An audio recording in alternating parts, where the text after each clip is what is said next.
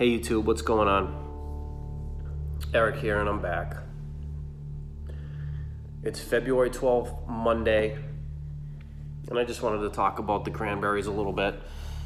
Some interesting turn of events that happened to me literally a month ago. The same week that Dolores died. She died on Monday, the 15th of January. My father died on Tuesday, the 16th. I didn't find out he died until Wednesday of that week. And then I ended up taking half a day Wednesday, Thursday, and Friday off. So today I'm at work and I'm listening to the Cranberries because I had a craving for cranberries at work. And I was listening to Zombie, right? And I was always aware of the lyrics, you know, and the tanks and their bombs and their guns and their bombs. Or tanks and bombs and bombs and guns. So today I got curious and I'm like, well, why did she decide to write the song? What's the reason? So I look it up, and evidently she wrote it as a protest song against the IRA and the violence in Ireland. And it was a commemorative song for the victims, like the young kids that died. I think there was 2 boys in particular, I don't know, quote me on this. But it was a protest song, and it was a commemorative song to the victims of the violence in Ireland, because she's from Limerick, Ireland. So she dies on that Monday. Friday, that same week, I go to the bar. I took the day off from work. I bottled 12 cases of homemade wine. And then I met my wine partner at the fucking bar in the middle of nowhere on my way home. It was about 6 o'clock at night, 6:30. The bar was open till 9. They served dinners. It's on a golf course in the middle of nowhere. So we're sitting at the bar. It's a really nice place. And I'm at the end of the bar. There's nobody to my left. My wine partner, Brian's here. And then he starts talking to a woman next to him, and she's with her husband. He's sitting beyond her. So there's 4 of us at the bar. So he breaks the conversation with her because they both have an iPhone, and he's showing her how to use the swipe up feature where you can access the flashlight and all of that extra stuff she had no idea about. Long story short, we started talking about homemade wine. And her husband, his name was Charlie Oat. O-A-T was his last name, Charlie Oat. So we're talking about making wine and drinks and this and that, and he evidently he owned a bar in fucking Norwich, Connecticut, back in 1977.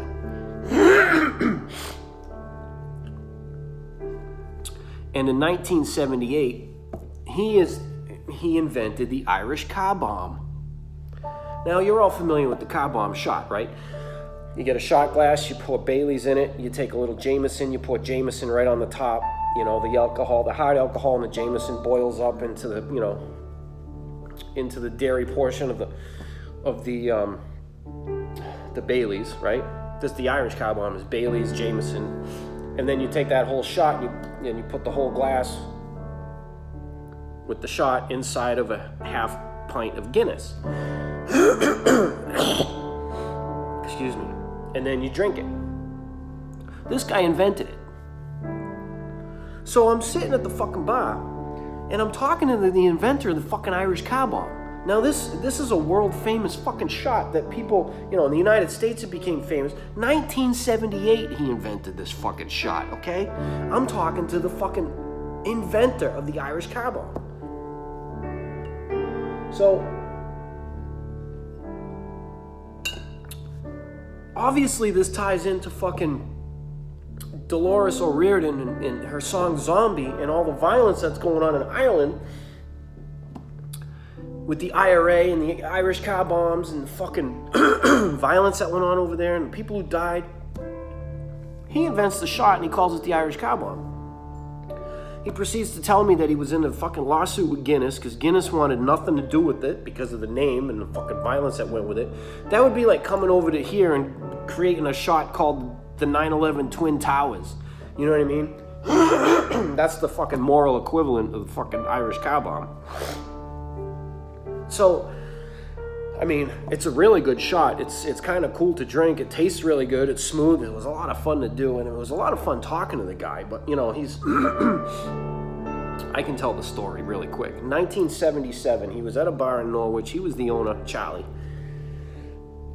I think he was there with his brother or something, and they were doing shots of... Kahlua and Bailey's, okay? And they were washing them down with Guinness, okay? And at that time, the shot was called the grandfather because they were toasting to their grandfathers and all the Irish grandfathers that were in the country. It was St. Patrick's Day, right? So that was 1977, okay? And then, you know, it got to the point where there wasn't a lot of alcohol content in the Baileys and Kahlua, so he said, well, let's spice it up a little bit. Let's throw some Jameson in or some Irish whiskey. So he poured some Jameson in the shot, and of course the shot started to bubble up. And he said, okay, the IRA just showed up. Bombs away. that was out of his mouth. So he was kind of, I don't know if he was poking fun at it. I don't know, I wasn't there. But that's how the name came. You know, it boiled up like the bombs in Ireland. You know what I mean? Because it's St. Patrick's Day, right? So the shot went from the grandfather to being called the IRA. So they were drinking IRAs. Everybody at the bar was drinking IRAs. So it was Bailey's, Kahlua, and fucking Jameson. And so a year later in 1978, I don't know if it was on St. Patrick's Day. It might have been.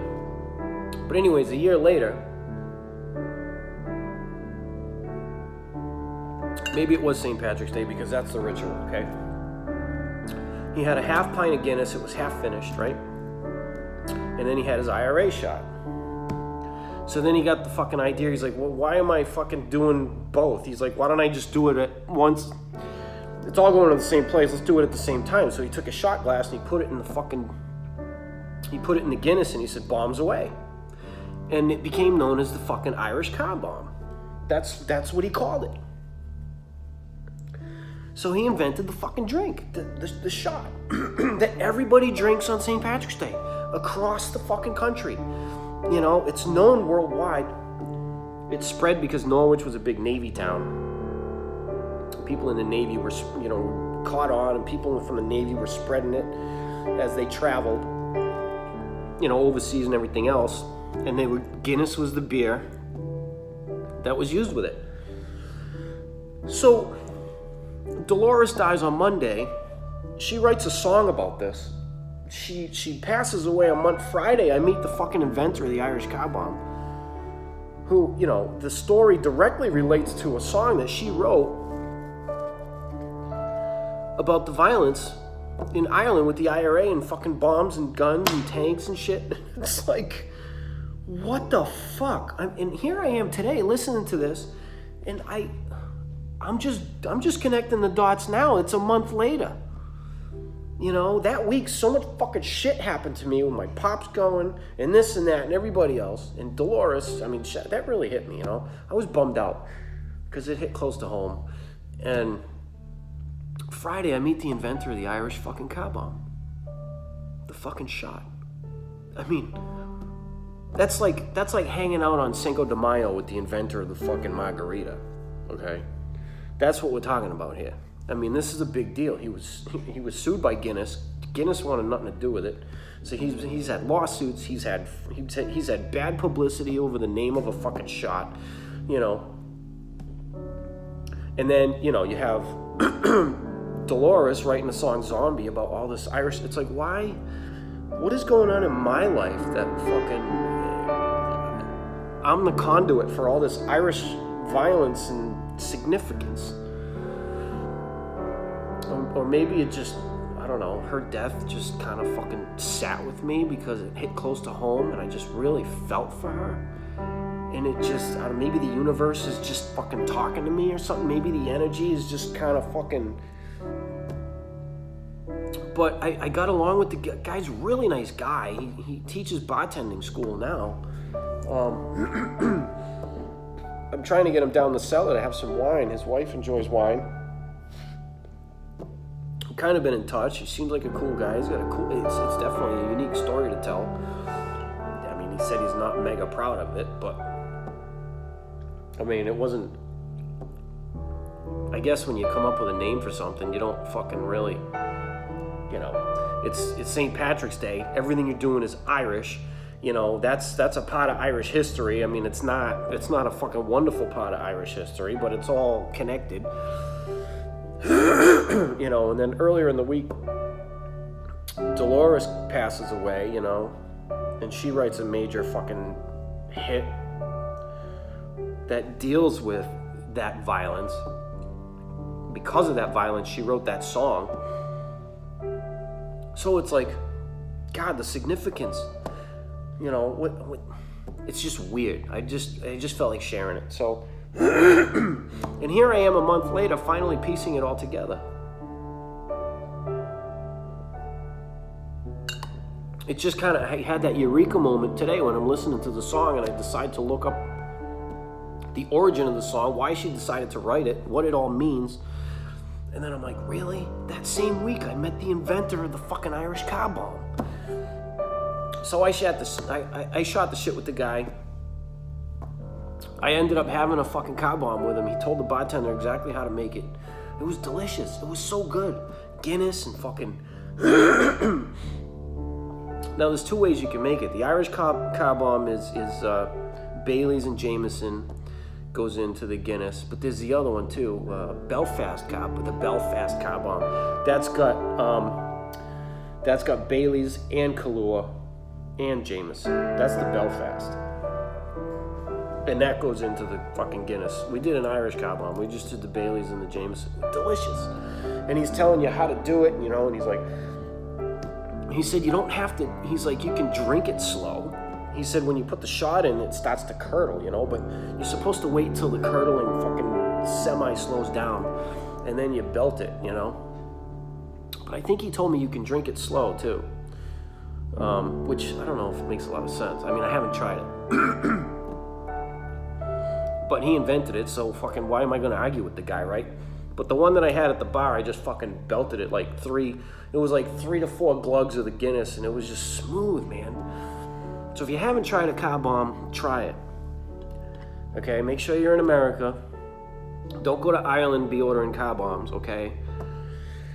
Or you can order the drink, but don't call it that. Just tell them how to make it. You know what I mean? Because they're all pissed off about that shit over there.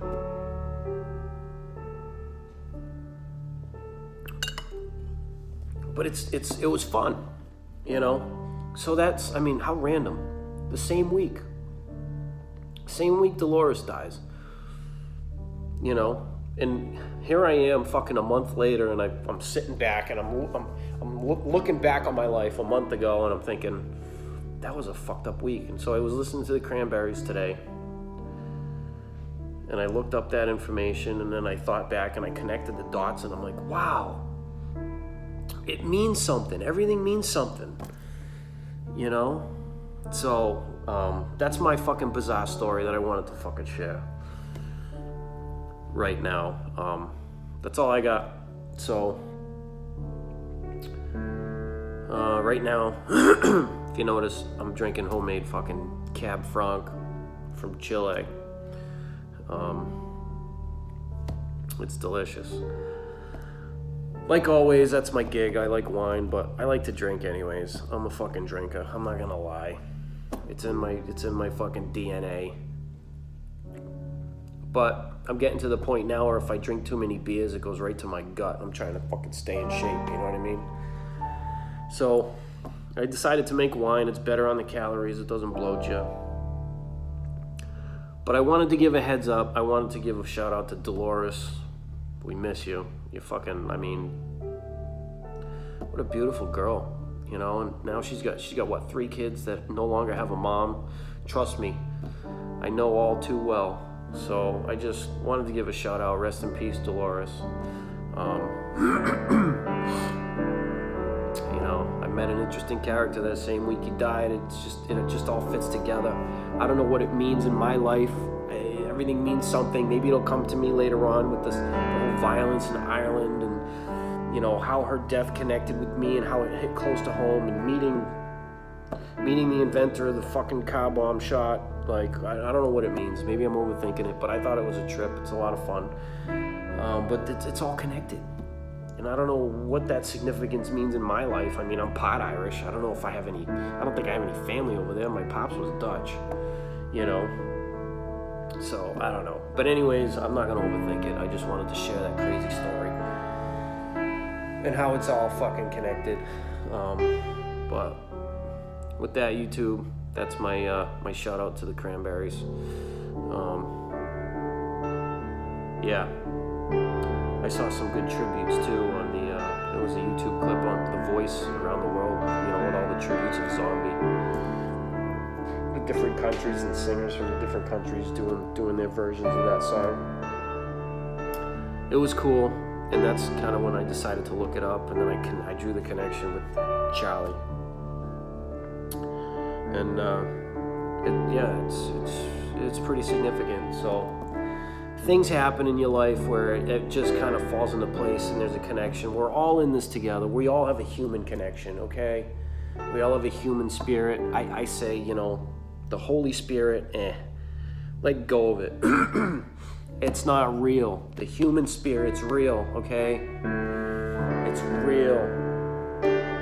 I hold on to what's real. I stay grounded in what's real. You know what I mean? All the human energy. Maybe it's part of the energy. Maybe, I don't know. Maybe I was supposed to meet this dude. Maybe there is a connection there.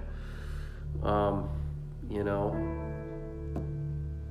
But anyways, pay attention. Be good to each other.